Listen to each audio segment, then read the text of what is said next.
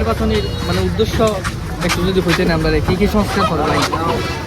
এটা তো আসলে সংক্ষেপে যদি কিছু বলা যায়। প্রত্যাশা তো অনেক, সবচেয়ে বড় কথা মানুষের যে অধিকার আছে সেই অধিকারটাকে কিংবা আপনার বিগত সালের কোনো সংস্কারের কোনো কাজ আছে এবং আর প্রেক্ষাপট হলো আপনি জানেন যে আমি দীর্ঘদিন পর্যন্ত ইমাদত করে 22 বছর ধরে আমি এখানে আসা যাওয়া, এবং পাশাপাশি আমাদের যে মানুষের আত্মশুদ্ধির ক্ষেত্রে যে আত্মার যে উন্নয়ন, সে উন্নয়নের দিকে আমি ধাবিত ছিলাম।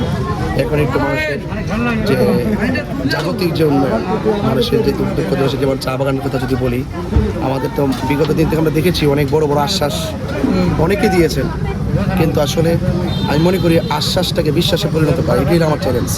এখানে বড় বড় লেকচার যে লাভ নাই, মানুষের আশ্বাসগুলোকে বিশ্বাসে পরিণত করতে হবে। আমি দেখাবো স্বপ্ন অনেক বড়, কিন্তু কাজ করবো না। আমি চাই যে এই কষ্টার্জিত মানুষগুলো তারা নৈতিক অধিকার এবং তারা যে বৈষম্য শিকার এবং তারা যে সুবিধা বঞ্চিত, এই বঞ্চিত মানুষের পাশে দাঁড়িয়ে তারা যে মানুষের নাগরিক মানুষ হিসেবে তার মর্যাদাকে দেশের মধ্যে তুলে ধরা, এটি আমার চ্যালেঞ্জ। নির্বাচনের আগে অনেক কিছু এই জন্য বলছি আমি আশ্বাসে বিশ্বাসী না, আমি আশ্বাস না, আমি বিশ্বাস।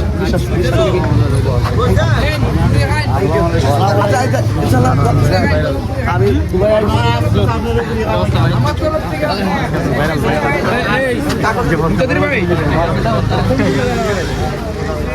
নজর আসেন।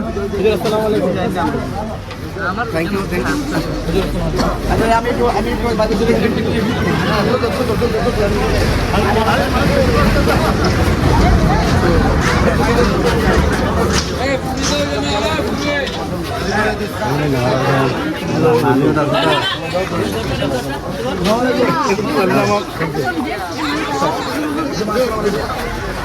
আমি কেমন আসছো? এই একটু পরীক্ষা হতে চাইছিল, একটা কাগজে বাইন্ডিং করছে তো নিয়ে আসলে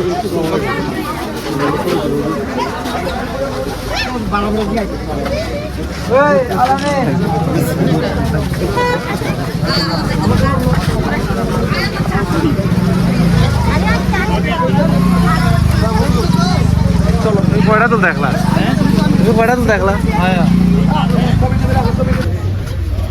স্টেশন আইছিলেন না স্বাস্থ্যগত? হ্যাঁ, আপনার বনে একা রয়েছে, আপনার লোকে আগুন আমি তুমি আজকে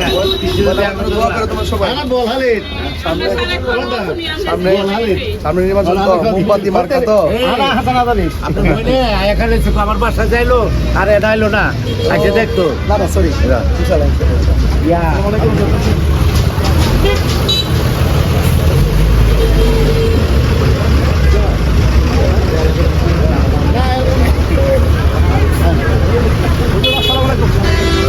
কেমন আছেন?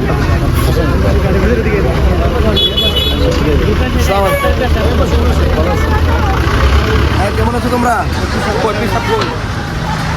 এদিকে কই?